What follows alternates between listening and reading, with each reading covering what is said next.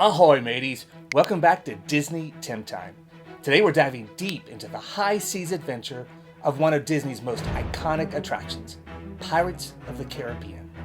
This video is your ultimate guide, covering everything from the ride's history, hidden secrets, lore, technological marvels, and international versions. So grab your eye patch because we're about to set sail on a journey you won't forget.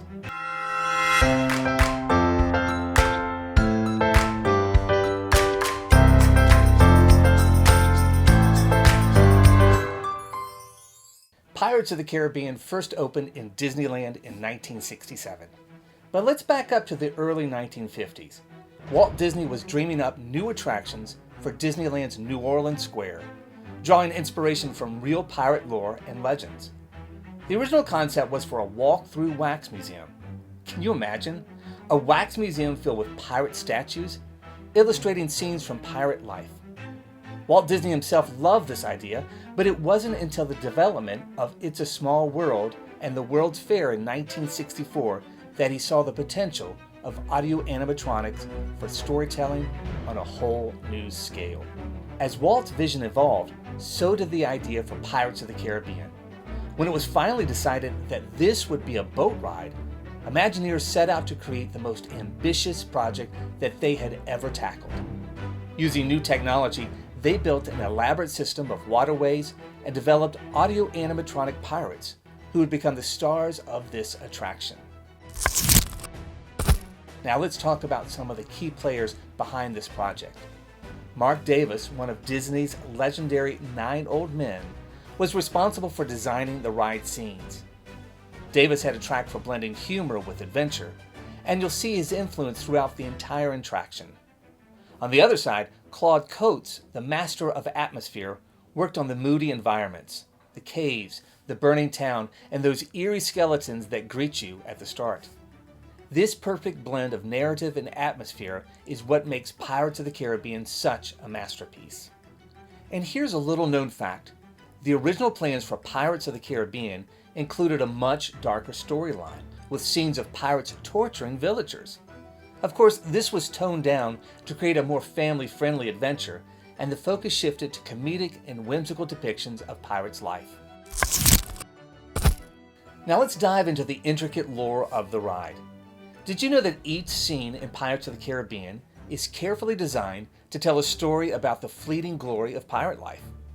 As you enter the ride, you begin in the mysterious Dead Man's Cove, filled with skeletons. Those scenes are not just for spookiness, they serve as a warning of the inevitable fate that awaits all pirates. It's a ghostly, otherworldly introduction that sets the tone for the adventures ahead. And as you drift further into the caverns, you'll encounter the treasure room, guarded by none other than skeletons of pirates who met their doom. The ambiance here, with dim lighting and haunting echoes, makes you feel like you stumbled upon a long-forgotten pirate hunt. Imagineers put in so many details here, like the skeleton holding a magnifying glass, hinting at greed and the downfall that comes with it. And then, just as you're getting immersed in this eerie environment, a cannon blast transitions you into the heart of a pirate raid. This scene is full of action and chaos as pirates storm a Caribbean village. Mark Davis crafted these scenes to show not just the life of pirates, but their ultimate decline. From looting and pillaging to their humorous antics, it's a blend of adventure and a cautionary tale. Now here's where things get really technical. One of the most mind-blowing aspects of Pirates of the Caribbean is the audio animatronic technology. The attraction uses over 120 animatronics, each with its own set of complex movements. Did you know that the original ride employed analog computers to synchronize every movement of the pirates, the animals, and the scenery? In the 1960s, this was cutting-edge technology. Imagineers had to invent new mechanisms just to make the pirates move in a lifelike way.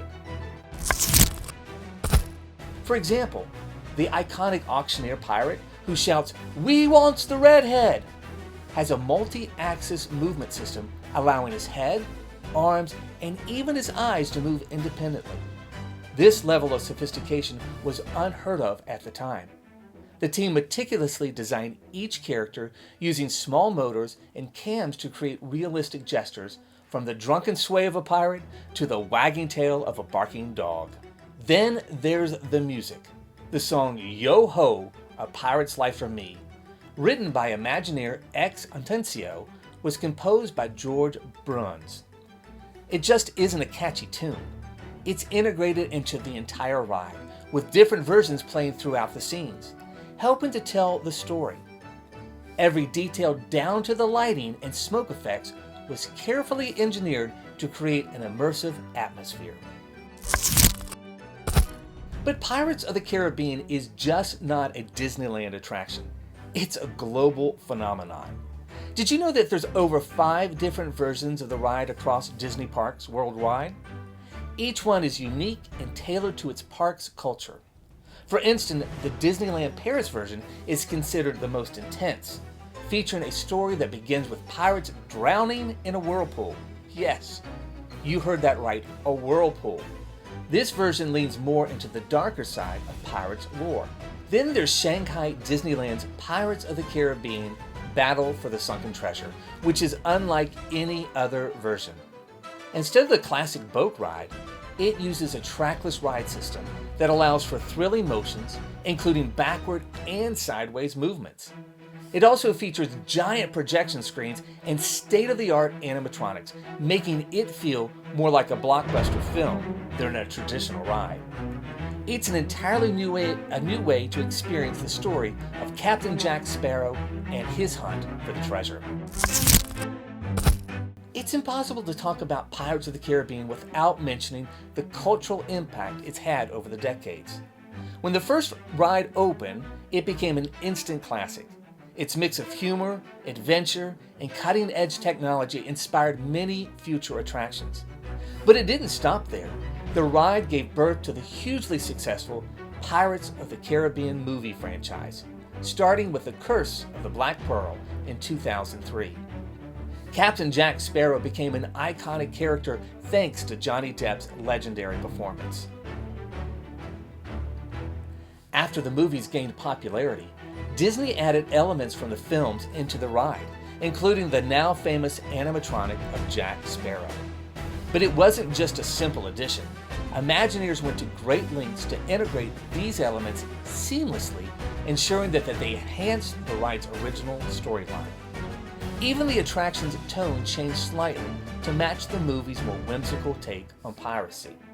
The ride has also been referenced in countless TV shows, documentaries, and even inspired video games, cementing its place into a cultural icon. It's a true testament to Disney's storytelling magic, influencing not just theme parks, but entertainment as a whole. Now, if you're the type who loves finding hidden details, Pirates of the Caribbean is a treasure trove, pun intended, in Disneyland's version.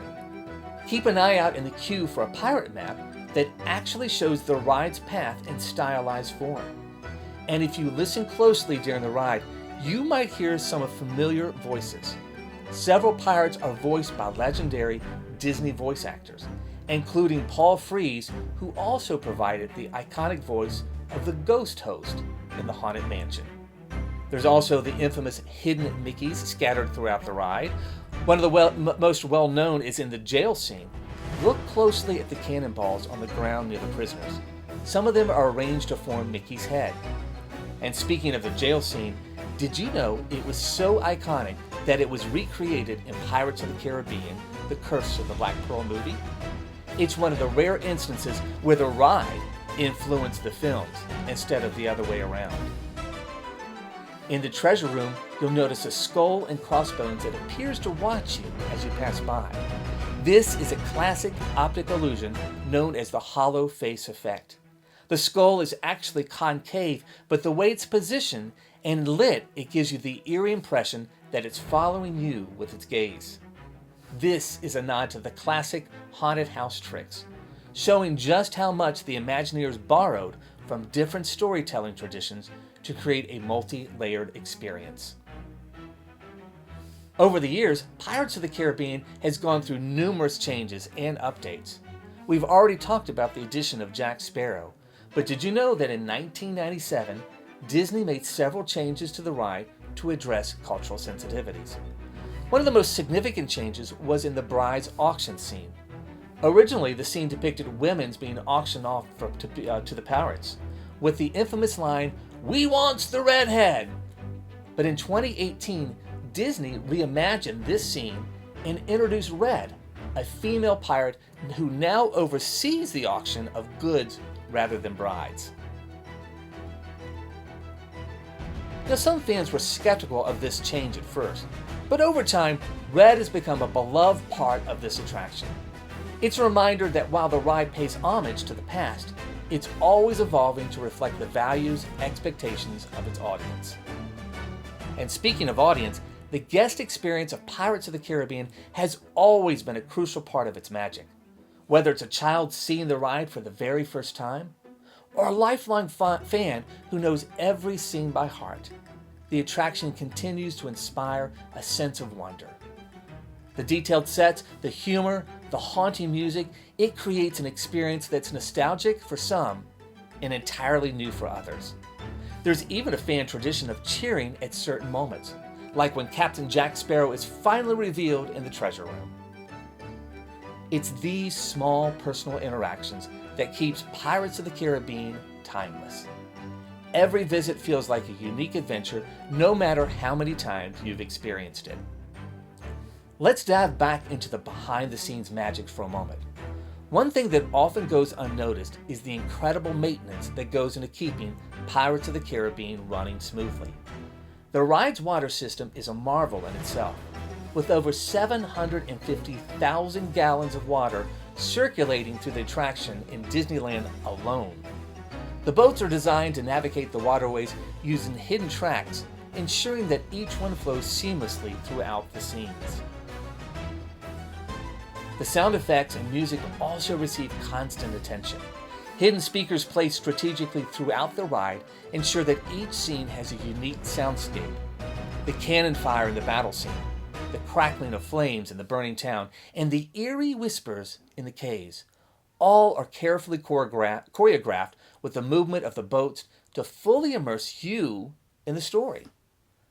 The level of detail is astounding and a testament to the craftsmanship of Disney Imagineers.